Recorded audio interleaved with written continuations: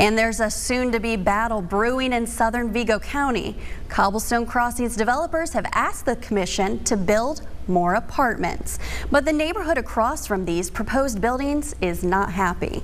Now, weather-wise, the heat continues to rise across the Wabash Valley today. This Wednesday could turn out to be the hottest day of the week. Well, I think we're all wondering, where's the rain? Yes. Our farmers, our crops, they need rain, Kevin. Yeah, they do. And there is no rain anywhere. Hot and sticky conditions across the valley. You may be wondering, is there any relief in sight? Storm Team 10 meteorologist Kevin Orpert has the answer next in your full forecast. Well, we can't really complain about that weather, True. Can we? No. All right. Well, that's it for News 10 at midday. Thanks for watching and have a great Thursday. But it seems like we've gotten a little warmer each and every day. Storm Team 10 meteorologist Kevin Orpert has more on those climbing temperatures. Plus, answers the question many of us are wondering. When will we see rain? Vincennes University is one of many Wabash Valley colleges seeing an uptick in student enrollment. But Indiana State University also reports having more students, and so does Rose-Hulman Institute of Technology.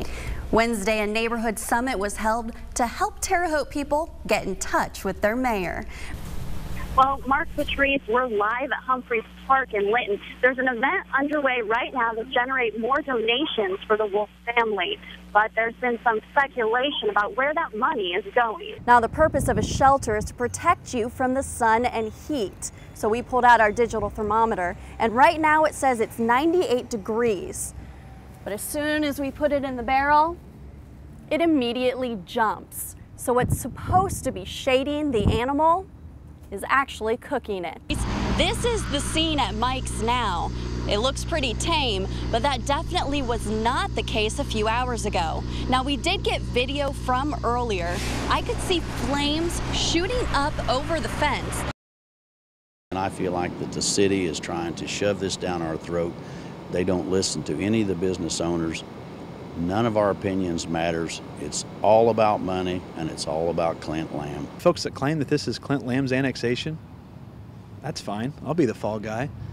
But at the end of the day, this is half a century in the making. Annexation, a sign of progress for some, but for those at risk of merging into the city, it's a four-letter word. Business owners say they have a lot to lose if the annexation hearing doesn't go the way they want. Kenneth Plummer owns 3 businesses in the proposed annexation area. He says this just isn't fair. But Sullivan Mayor Clint Lamb disagrees. He says all they're asking is residents that live right outside the city of Sullivan that receive city police, city fire, city sewer, pay the same rate as everyone else. We're not asking for industry. We're not asking for businesses to pay any more.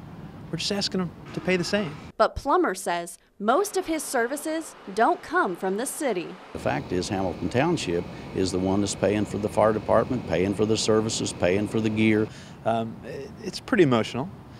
This has been a process going on for over half of a century. At the same time, if you're receiving the service, we just ask that you pay for it. Mayor Lamb claims he's not doing this for himself, but rather for the over 4,000 people that elected him. All the previous administrations for the last 50 years that have been intimidated and bullied out of doing this. At the end of the day, the city of Sullivan comes first. Money is behind the whole thing, nothing else. Any time that you see an animal abused, neglected, being treated cruelly, it is to my business. For 5 years, neighbors have noticed numerous animals in these cages. Many times, they say, without food and water in these 90-plus temperatures. I mean, he's just had so many animals and he's never taken care of any of them.